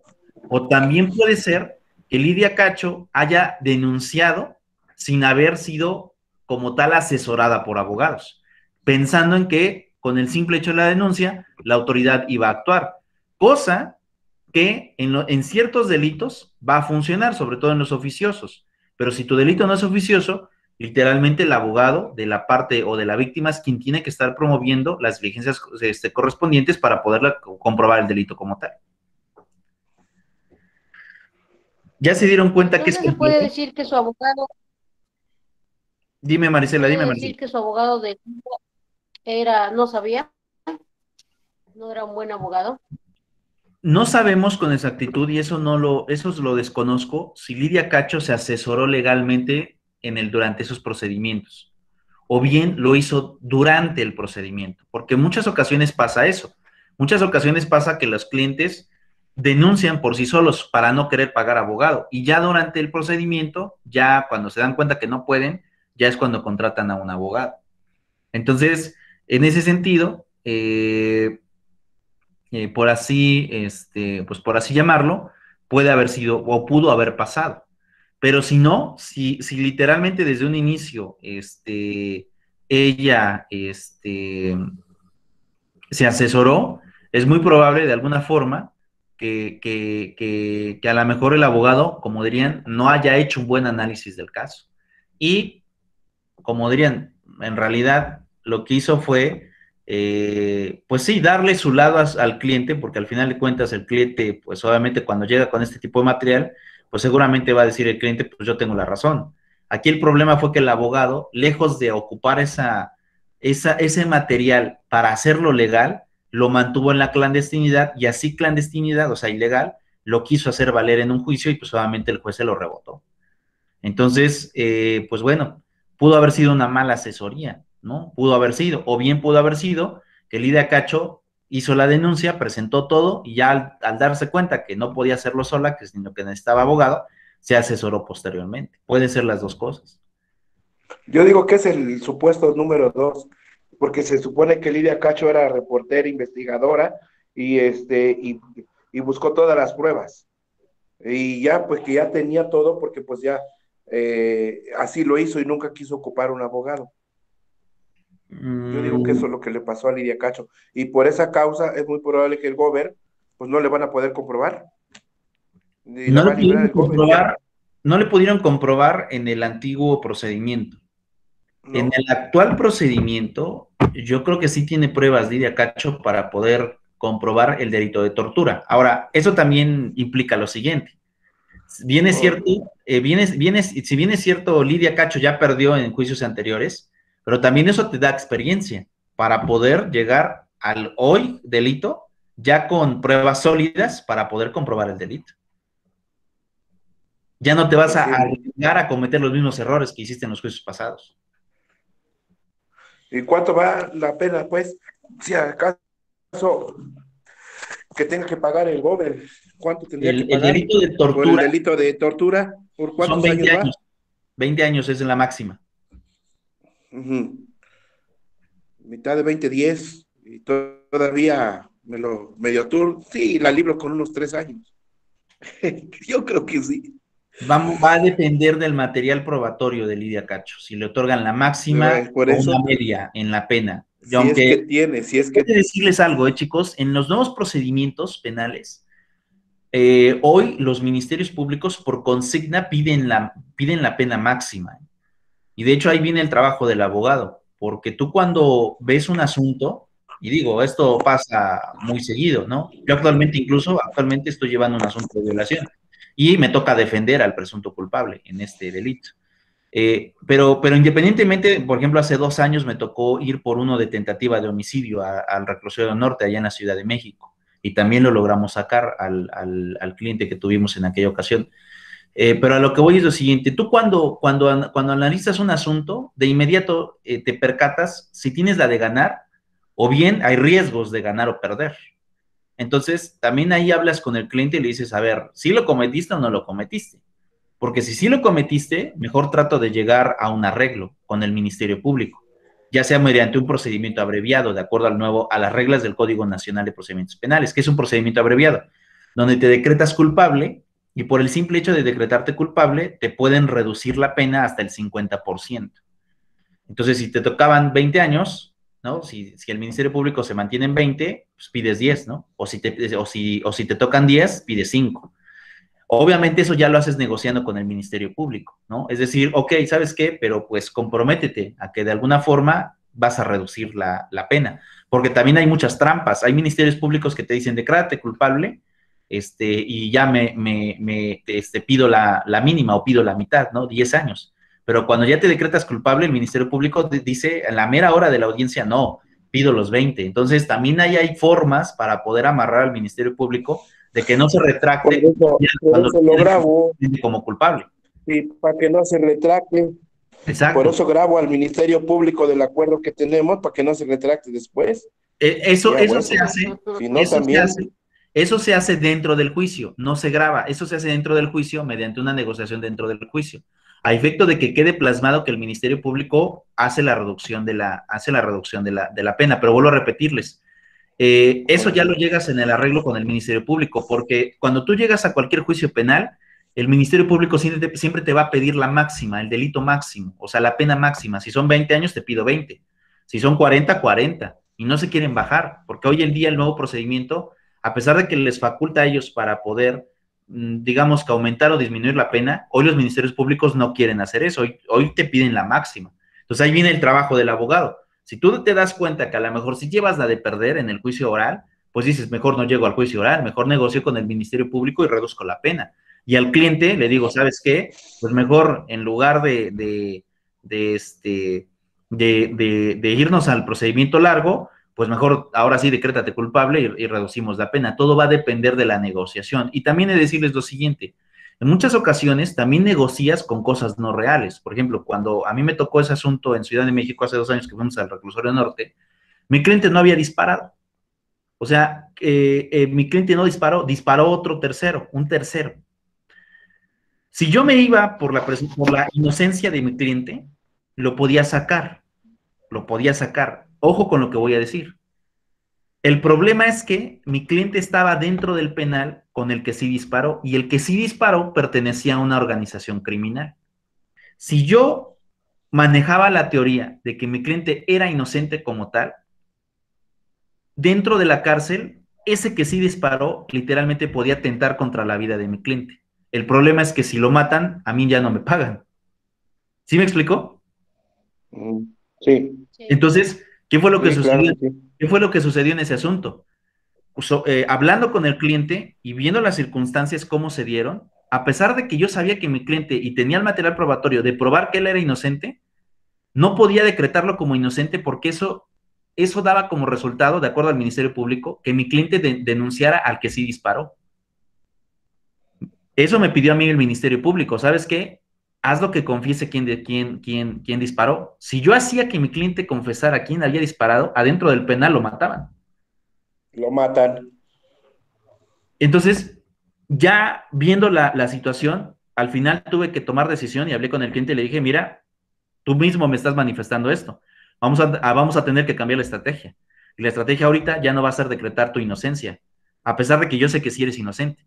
En ese momento lo que nos conviene mejor es que tú te declares culpable, negociar con el Ministerio Público que pida la mínima, para que al final de cuentas, si pide la mínima, vayas a firmar cada sábado y estés afuera. Vas a tener antecedentes penales, porque sí, te estás declarando culpable, no te voy a quitar eso, vas a tener antecedentes penales. Pero en este momento hay que, como dirían, hay que salvar el pellejo, antes de que yo decretara como tal la situación de la inocencia y al final a mi cliente lo terminaran matando. Entonces, eso también lo tienes que estar analizando tú como abogado. No solamente es irte por lo que realmente pasó. A veces las circunstancias te obligan a tomar decisiones dentro de los procedimientos que en muchas ocasiones distan de la realidad. Y en muchas ocasiones también, por ejemplo, ahorita les platico esto en materia penal, en una ocasión, por ejemplo, también en materia familiar, mi cliente literalmente decía, pues no tengo documentos para probar que mi hijo quiere estar conmigo, pues vamos a fabricarlos, ¿no? Y en base a esa fabricación, metimos pruebas supervenientes al procedimiento y al final le gané la custodia de los menores a la mamá. Pero eso ya lo tomas dentro del procedimiento. Entonces, ¿qué es lo que sucede? A veces tienes que tomar decisiones dentro del procedimiento también para poder ejecutar la teoría. Y a veces lo que tú le dices al cliente, porque también a veces sucede, ¿no? Cuando llegó este cliente, les digo que de Ciudad de México, yo le dije, pues, literalmente te ofrezco la libertad. Pero ya viendo las circunstancias durante el procedimiento, ¿qué pasa? No podía asegurarle, a lo mejor sí le ganaba la libertad, el problema es que saliera vivo. Y eso te cambia la perspectiva del procedimiento. Entonces, ahí es cuando tienes que aplicar criterios como abogado para poder decir, ok, voy por aquí o mejor cambio la estrategia. Porque ¿qué tal si lo matan adentro? Pues nada sirve, la familia creen que me va a pagar y no me paga. Ya no. Entonces, a eso voy, a ese estudio sistémico de que a veces durante el procedimiento puede cambiar la estrategia. Y en este caso que yo les digo, así sucedió. O en el caso, por ejemplo, que les digo de la guardia y custodia sobre materia familiar, también cambió. Porque yo le había dicho a este cliente que únicamente queríamos la visita y correspondencia, que el papá pudiera visitarlos un día. Ya al ver las cosas durante el procedimiento, le digo, ¿sabe qué? Si hay oportunidad de quitarle al niño. Entonces el cliente dijo, no, pues sí, se lo quitamos, pues se lo quitamos. Entonces, eso ya va durante el procedimiento, ¿no? Ahora, como les digo, a veces no es tan fácil tomar esas decisiones, porque, por ejemplo, obviamente mi cliente, por ejemplo, el de Ciudad de México, no le gustó tanto el decir, ¿sabes qué? Pues cambiamos la estrategia y mejor decrétate culpable. No le gustó, pero ya después, cuando hablé con él, le dije, tú mismo me estás diciendo que corres peligro dentro de la cárcel, ¿no? Entonces me dijo él, no, pues sí. Bueno, pues tú me dices, ¿no? Si voy sobre tu libertad, lo puedo hacer, pero también al mismo tiempo tú vas a correr el riesgo de sobrevivir dentro de la cárcel. Entonces él al final cuando pensó eso dijo, no, pues no voy a sobrevivir, ¿no? O sea, no voy a sobrevivir en un ambiente donde son 11,000 reos. El reclusorio norte tiene 11,000 reos, imagínense, la población es 2 veces el penal de San Miguel aquí en Puebla, 2 veces es el reclusorio norte. Entonces él dijo, yo no voy a sobrevivir porque esta persona que sí disparó pertenece a la organización criminal de la Ciudad de México. El reclusorio norte está vestido para esa organización. ¿Yo cuándo me voy a poner contra toda la población? Pues nunca. Contra todos los maleantes. En efecto. Entonces, a veces esas decisiones las tienes que tomar durante el procedimiento. Por eso en muchas ocasiones a veces cambia la estrategia. Y con el que fabricaron pruebas para que se le quedara la custodia, ¿qué pruebas fueron? Constancias, en realidad constancias de que el papá estaba cumpliendo con sus obligaciones. Pero eso también implicó que los abogados, o sea, yo pude hacer eso porque los abogados de la otra parte cometieron errores. Y esos errores yo los aproveché dentro de juicio, que eso también a veces sucede. Por ejemplo, les platico otro. Ahorita actualmente tengo un asunto de una clienta X que firmó pagarés. ¿Y qué es lo que sucedió? Yo lo que le dije a la clienta en un principio es que pues no podíamos en realidad, o sea, no podíamos en realidad el poder salvarla porque ella sí dice que sí firmó. Pero ya dentro del procedimiento ya me percaté que los abogados del actor no saben litigar esos asuntos. Entonces, aprovechando esos errores, es muy posible que pueda yo ganar esos asuntos. Entonces, cambia la estrategia cuando ya ves dentro del procedimiento un juicio. ¿Me ibas a decir algo, Marisela? Sí, o sea, bueno, primera que las condenas se reducen y creo que son menos, ¿no? Por ejemplo, si son 10 años se convierten en 5 porque cuenta día y noche, ¿no? Esa es una. No cuentan día y noche. Bueno, es que tenía bueno, pariente lejano, ¿no? Pariente, es su ex esposo de mi hermana y le sentenciaron a 7 y salió en 3 años y medio porque dice que una buen comportamiento y la otra contaba 10 noche. Ok, el buen comportamiento durante el procedimiento sí te hace acreedor a reducir la pena, pero ya tuviste que haber sido sentenciado.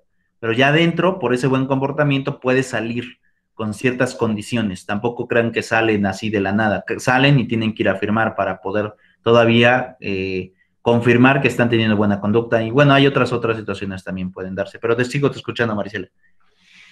Y de este caso, bueno, de lo que dice, de que no se pueden litigar o algo así, sí es cierto. O sea, digo, una cosa es a lo mejor como abogados escuchar, algunos que te digan la verdad, otros que sí te mientan, pero dentro del proceso, sí, yo creo que sí cambian las expectativas dependiendo de la contraparte, ¿no?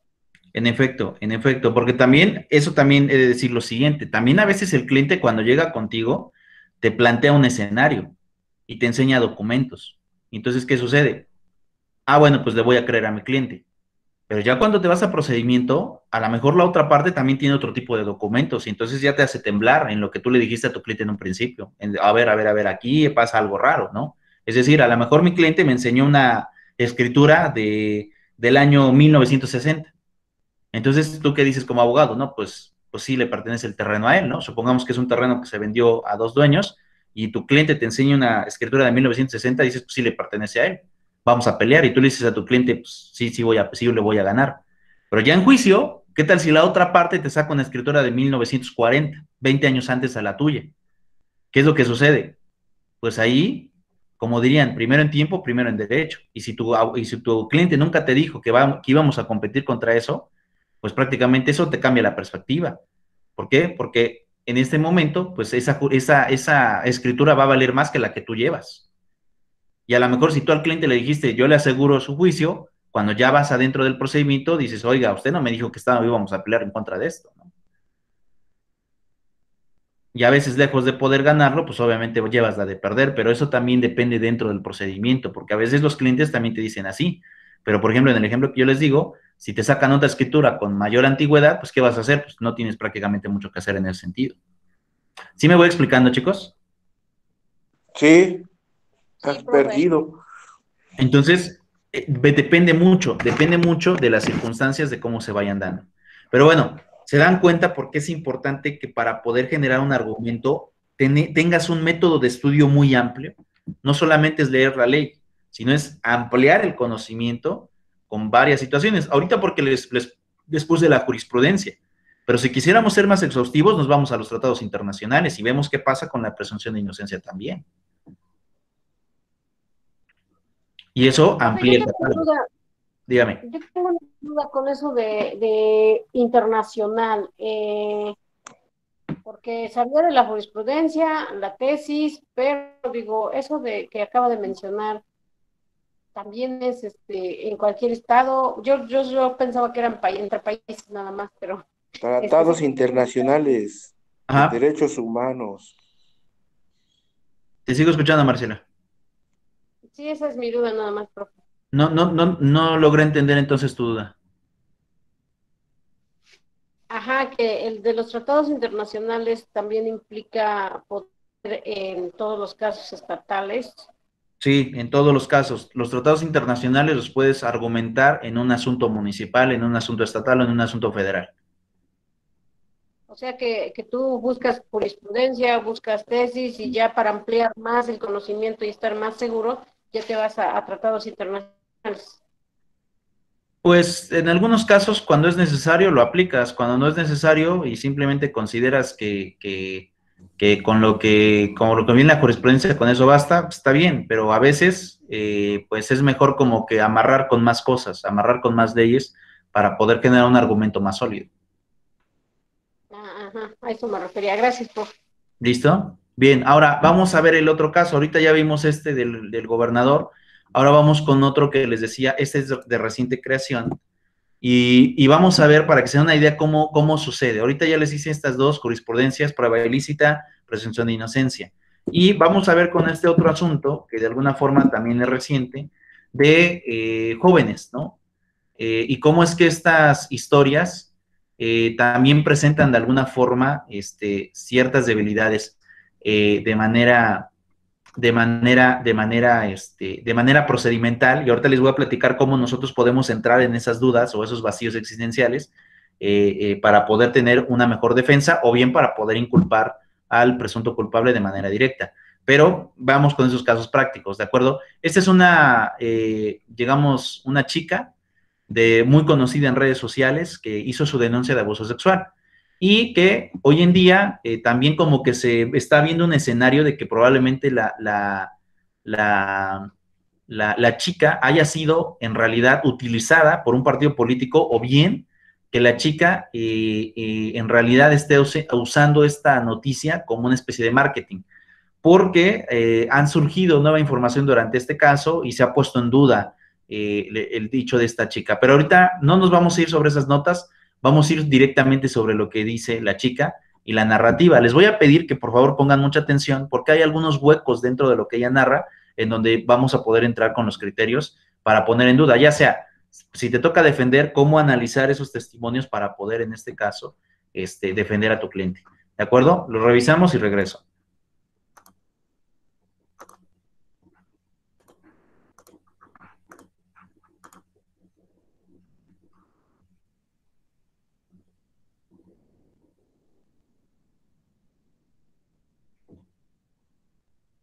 Nunca me ha gustado empezar un video diciendo que no sé cómo empezar el video, pero genuinamente no sé cómo hablar. Hace unos años salí de antro con unos amigos. Era un grupo de amigos con el que usualmente salía de fiesta, de antro. Prácticamente todos youtubers, personas que conozco desde hace muchos años. Y tomé mucho esa noche. Un par de mis amigos se ofrecieron a llevarme a mi casa después porque estaba muy borracha. Recuerdo pocas cosas a partir de ahí. Recuerdo que vomité de camino. Recuerdo que llegamos a mi edificio y que Rix, uno de los amigos que venía acompañándome esa noche, se ofreció a subirme. Yo no podía caminar bien. Estaba en un estado bastante pesado. Sus amigos se fueron. Y las otras cosas que recuerdo esa noche es entrar a mi departamento, pensar que ya estaba en mi casa, que se iba a ir, entrar a mi cuarto, como que quitarme mi jumper y meterme a la cama como para irme a dormir. Y lo siguiente que recuerdo es a Rix haciéndome cosas mientras dormía. No sé, no podía mover los brazos, no podía mover las piernas, no sé si estaba en shock, no sé si estaba muy borracha, no sé qué estaba pasando, hasta la fecha no sé qué pasó con mi cuerpo, solo sé que pasó. Y lo que quiero contarles el día de hoy es la historia alrededor de lo que viví después de esto, los siguientes años de mi vida y lo que me enseñaron y lo que creo que pueden enseñarle a otras personas. Creo que es momento de que yo hable de esto públicamente por muchas razones que espero entiendan una vez escuchen esta historia. Cuando desperté en la mañana, mi primera reacción fue gritarle a Rix que le pasaba, que había pasado, que se fuera de mi casa. Estaba evidentemente alterada por la situación. Le pedí que se fuera, se fue. Después me mandó un mensaje que decía que él también estaba borracho y que no quería que yo me malvibrara con él por esta situación, que es algo en lo que yo también había participado y que solo porque yo no recordara bien la noche anterior no significaba que él hubiera planeado todo. Lo primero que hice después de eso fue hablar con mis amigos y mis amigas más cercanos, a un amigo que había estado la noche anterior que consideraba también muy cercano, platicarles esta situación porque no estaba logrando procesar esto que había pasado. Necesitaba que alguien me confirmara la gravedad del asunto, porque yo sabía lo que había pasado, porque yo sabía que no era lo que Rix me quería hacer pensar de esta situación y necesitaba hablar con alguien. Fui a casa de una amiga que me consoló, me escuchó y al día siguiente me dejó de contestar el teléfono. Otra de mis amigas me preguntó por qué me había puesto tan borracha y otro de mis amigos escuchó y básicamente me dijo como que mal pedo. Y ya, esa fue como la primera reacción que recibí de las primeras personas a las que les dije. Y voy a tratar de explicar mis sentimientos a lo largo de este video para que entiendan un poquito todas las cosas que viví, las decisiones que tomé alrededor de esto. Para empezar, sí me sentía muy culpable de haber tomado esa noche. Me sentía culpable de haberme puesto en una situación así, de haberme expuesto de esa manera. Y por más que yo pensara en que si mi hermana hubiera vivido esta situación y me estuviera contando esto, jamás la haría sentir culpable por haber tomado. Sabría que no es su culpa, sabría que no es algo que tendría que estar en su cabeza. No podía pensarlo de mí. Simplemente me sentía culpable por haberme puesto en una situación de esa manera, por no haber estado en mis 5 sentidos esa noche, lo cual, amigos, si en algún momento han llegado a pensar algo parecido a esta situación, de verdad nadie debería tener miedo de salir a tomar con sus amigos. Si no puedes salir tranquila y con confianza con tus amigos, ¿con quién sí?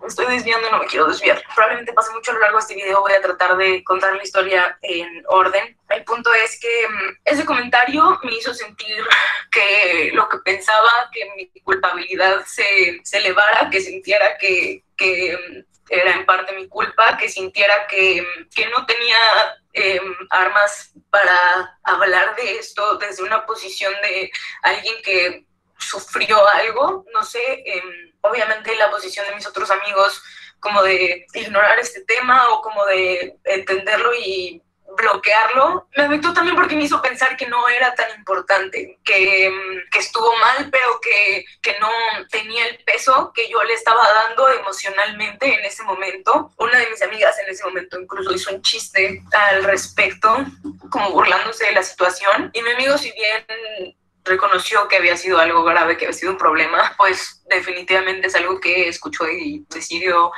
ignorar, incluso las veces siguientes que hablé de ese tema con él, hasta recientemente, pero otra vez me estoy adelantando. Lo que sí me sugirió fue que hablara con mi equipo de management, que también era el equipo de management de Rix, para que hicieran algo al respecto, para que ellos me pudieran ayudar. Y eso hice. Hablé con una de las personas en las que más confianza le tenía en ese momento, de mi equipo de management, y ahí fue cuando empezaron como que a caerme muchos veintes de muchas cosas. Para empezar, que no era algo que les extrañaba oír a nadie, que no era algo que les parecía tan grave a nadie, que no sabían cómo reaccionar ante esta situación, y definitivamente no culpo a nadie de los que estoy mencionando esta historia por no saber cómo reaccionar a esta situación. Yo tampoco supe cómo reaccionar en ningún momento, todavía no sé bien cómo reaccionar ante muchas cosas que pasan alrededor de esto, pero no sé, era una persona que estaba en una posición de poder ayudarme, de poder hacer algo, de que pensé que podía acercarme con esto y que podía ayudarme. Y solo recibí como, no sé, como esta propuesta de decirme, ok, vas a querer hablar de esto, y como que, ok, decirlo y ver qué pasa y como que sacarlo, o vas a querer como que enterrarlo. Le dije, no sé qué quiero hacer. O sea, me acerco a ti también porque no sé qué hacer con esto. Y en ese momento, el primer pensamiento que se me vino a la mente fue, no sé si quiero que me conozcan por esto, no sé si quiero hablar de esto públicamente. Mis amigos no me escucharon, como que lo recibieron y como que lo almacenaron, y no sé, una parte de mí dijo como, ok, si las personas más cercanas a mí lo ven como algo tan tranquilo y tan normal, ¿por qué el mundo lo vería distinto? Y creo que también tiene que ver mucho con el año en el que fue esto, como que siento que últimamente se ha hablado más de este tema públicamente. Es una de las razones por las cuales he sentido que he avanzado en este proceso, pero sí, y esa persona me dijo que yo tenía razón y que estaba de acuerdo conmigo, que no era algo para hacer algo, Dios mío, algo grande, algo público. No sé si en ese momento era de verdad lo que pensaba, no sé si en ese momento también estaba pensando en que Rix estaba firmado en el mismo management, no sé si estaba pensando en que no quería que mi carrera estuviera ligada a esto, pero sí, esa fue como la primera respuesta que tuve de una persona en la que yo como confiaba, que era mayor que yo, que había vivido cosas, con la que podía hablar de este tema, que sentía que tenía un poco más de sentido y que me iba como que a guiar un poco más en este asunto. Y eso decidí, o sea, cuando hablé con ella, decidí que no iba a dejar que esto afectara mi imagen pública, que no quería ser la persona que conocieran por este suceso, que no quería que dijeran Nat Campos, a quien la que vivió esto con Rix, no quería ser ese nombre el resto de mi vida. Y me dijo, ¿qué quieres que hagamos? ¿Qué quieres que haga? Y le dije, no sé, solo no quiero verlo, no quiero volver a verlo en mi vida, no quiero toparme con él, no quiero hacer campañas con él, no quiero verlo en eventos, no quiero volver a verlo en mi vida. Y me dijo, ok, pasaron un par de meses y me vi en distintas situaciones en las que me tocaba elegir si trabajar o no, punto, porque no iba a haber una excepción por esta situación para contratar o no a Rix.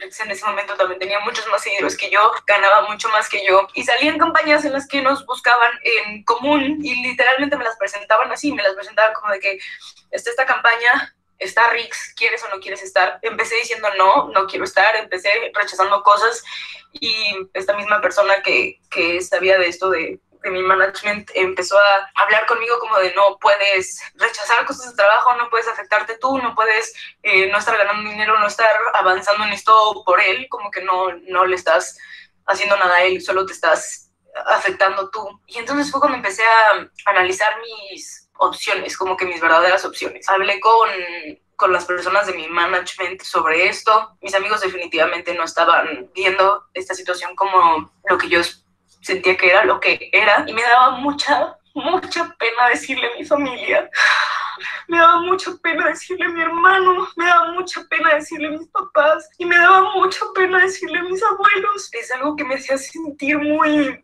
débil, no sé, siempre he sido una persona muy independiente, no sé, desde chiquita he hecho mis cosas, me sé cuidar sola, he sido independiente desde hace muchos años en muchos aspectos de mi vida. No sé, me considero una persona muy fuerte en muchas cosas, y esto no me hacía sentir fuerte, me hacía sentir muy débil, y no quería que me vieran así, no quería que mis papás me vieran así, no quería que mis hermanitos me vieran así. Cuando hablé de esto con mi management, una persona me dijo como, dude, está de la chingada, y sé que está de la chingada. Me platicó una experiencia similar que vivió, y me dio a entender que así era la vida, que era muy cliché y que se sentía muy estúpido de decir incluso y de vivir, y que ella entendía, pero que pues que me iba a tocar tomar la decisión de si quería seguir como trabajando y como echándole para adelante a pesar de esta situación, o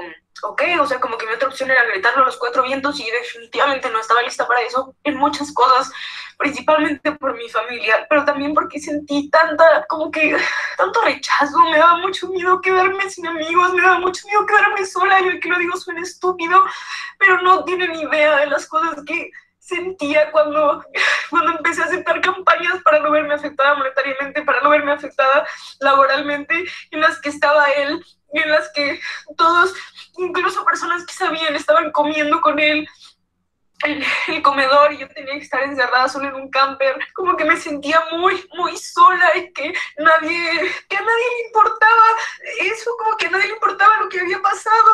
Ay, perdón, me estoy adelantando otra vez.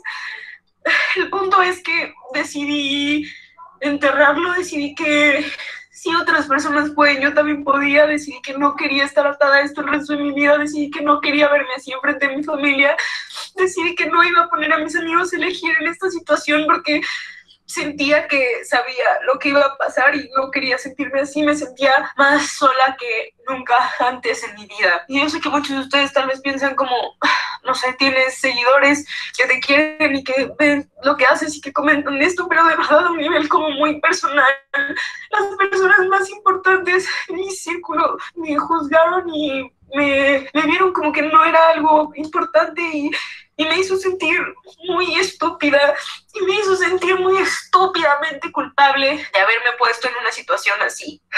Pasó el tiempo, logré como trabajar con esto. Al principio era como, ok, voy a los llamados, estoy ignorando toda esta situación. Si tengo que comer aparte, como aparte. Si tengo que verlo y no saludarlo, aunque todo el mundo note que no le estoy hablando, aunque me pregunten qué pasó y les diga nada, no sé, como que me decidí a hacer que esto funcionara, a hacer que yo pudiera seguir teniendo oportunidades de trabajo, a poder seguir trabajando con esto, y a almacenarlo. Perdón que use tanto esta palabra, literal, mi psicóloga me lo dijo hoy y como que lo tengo muy marcado, como recibirlo y almacenarlo, no procesarlo, sino solo almacenarlo.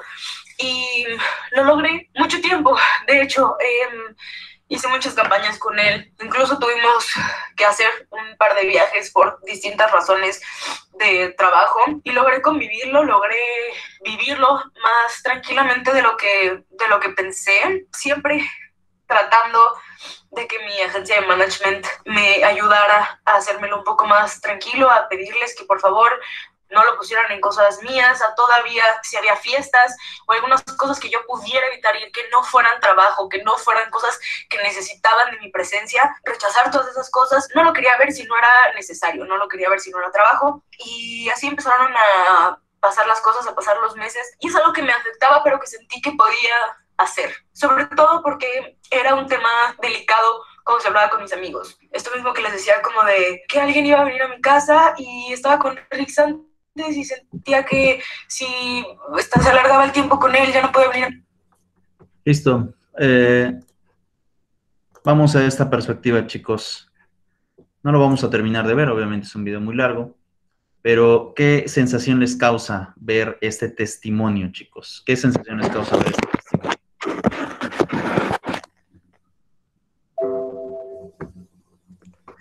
A mí, profe, pues no sé ni lo que quiere. Yo siento que la chica no sabe ni lo que quiere, porque ¿de qué delito habla? No le entiendo a esa mujer. Y si dice que su amigo, que es que se acostó con ella, y que es que no sé qué, no sé de qué delito habla, para comenzar. Y dos, si ya sabes que eres mujer y que te vas a ir con tus cuates, no todos son tus cuates, es que no existen los amigos. Para mí no existen. Entonces, en este sentido, que se va ella a tomar hasta altas horas de la madrugada, se mete alcohol demasiado, y ¿cómo voy a tomar yo así en medio de mis cuates? Y aunque seamos puros hombres, ¿cómo voy a tomar yo demasiado alcohol? Haga de cuenta que me voy con todos los cuates a echar trago, ¿no? yo siendo hombre no voy a tomar hasta perderme. Yo, pues, o sea, como yo pienso, no voy a tomar hasta perderme, porque mis mismos cuates, yo no sé quién sea de ida y reversa, ¿no? Capaz ya bien pedo me dan patrulla y órale. Ahora, yo soy el mismo que debo, dice ella que se cuida, que ella sabe cuidarse, pues no la veo, nunca vi que ya, o sea, esta chica lo que está buscando es, no sé, yo creo que rating. Ok, bueno, No sé. eso resultará un poquito complicado de poder descifrarlo, pero ahorita vamos con señalamientos que ella misma dice para que se den cuenta cómo es que se puede poner en duda un testimonio. Por ahí, impresiones, Mari.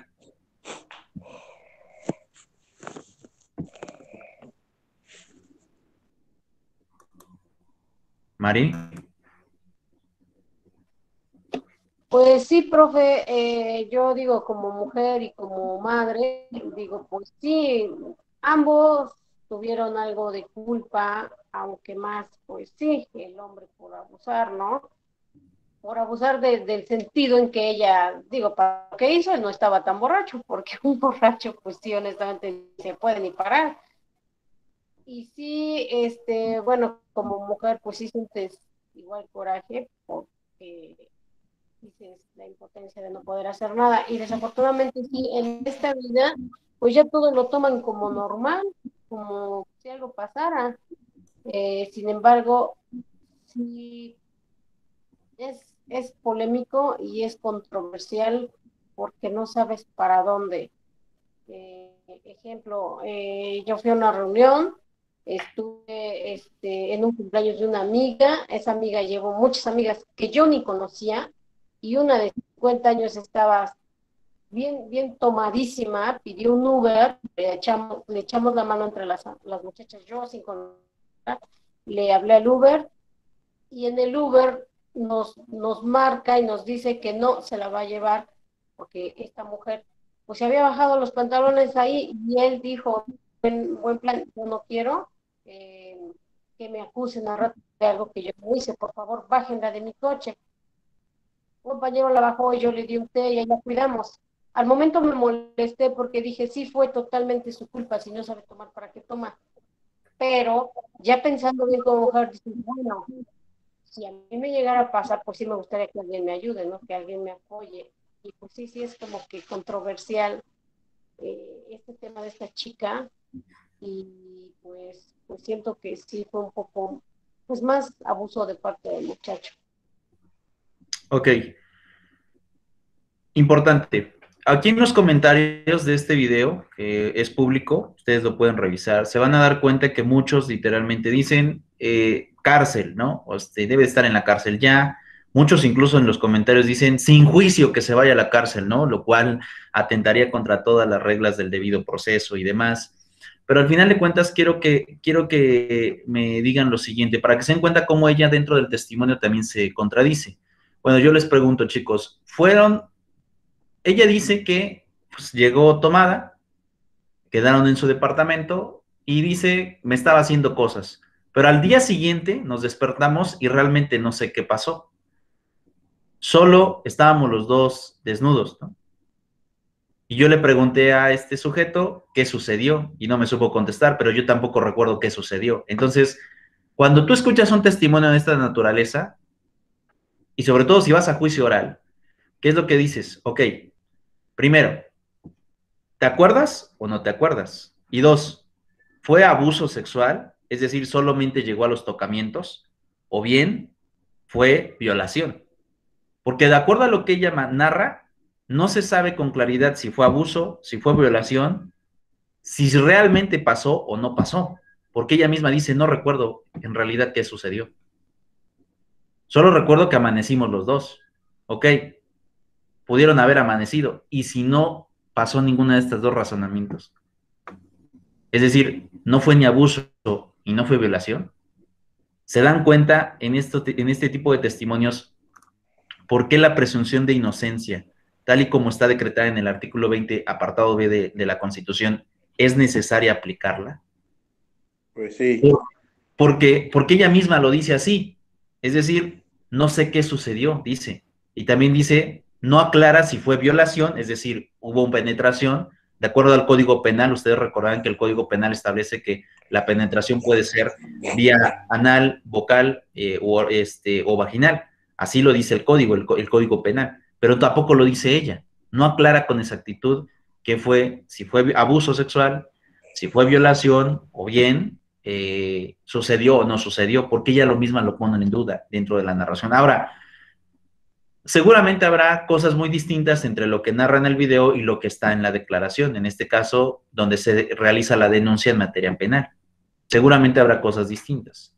Pero independientemente de eso, de acuerdo a lo que ella nos deja ver dentro del video, nos dejan esas dudas.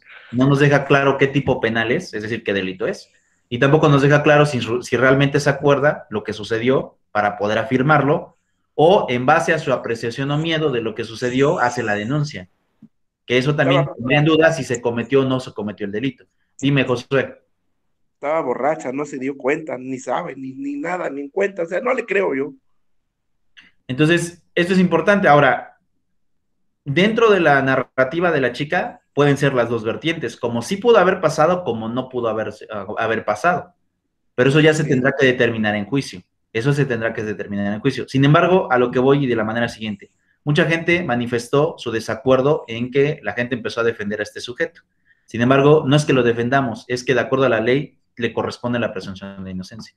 Y como ya vieron en la jurisprudencia, queda prohibida la presunción de la consecuencia de una sentencia. ¿De acuerdo?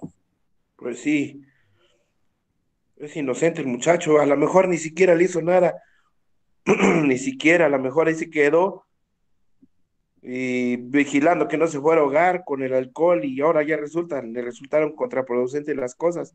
Todo que hasta a lo mejor soñó. No, no, Ahora, no, no, no. ¿qué pasó después? Después pasó una declaración por parte del mismo sujeto, en donde él literalmente también dice que sí, que también no se acuerda con exactitud qué sucedió, que sí amanecieron los dos juntos, pero que no se acuerda. Es decir, no nos dejan claro si en realidad sucedió o no. A lo mejor de manera moral nos hacen presumir que sí hubo una violación, de manera moral, ¿no? O de manera social, en base al razonamiento de la lógica, nos hace pensar que es muy probable que sí haya sucedido. Pero, de acuerdo a la ley, como que dejan esas dudas, esos sentidos de si realmente se cometió o no, o simplemente ninguno de los dos se acuerda, porque los dos estaban tomados, y simplemente amanecieron desnudos en la casa de esta chica. Eso lo dirán las investigaciones, pero deja esto, y por eso decía hace un momento, nosotros como abogados tenemos que pensar en base a la ley, y la presunción de inocencia le compete al chico. Pues sí. ¿Dudas, preguntas, chicos? No, pues con ese caso no. ¿De acuerdo? ¿Se dan cuenta de la Sí, importancia? es muy importante la presunción de inocencia, es más, es básico. Exacto. Es básico para cualquier cosa, situación, circunstancia. Primero no hay que adelantarlos. ¿Por qué? Porque todo ser humano se merece la presunción de inocencia hasta que le demuestre lo contrario. Es No hay correcto. que permitir, no hay que permitir, porque es que hay gente de todo en este mundo. Y sí, yo creo que siempre te va a ser así, bro. Bien, chicos, pues bueno, hasta aquí dijo la sesión, nos vemos el próximo sábado, ¿de acuerdo? Sí, profe, que tenga buen día, profe. Hasta luego. Ok, hasta luego.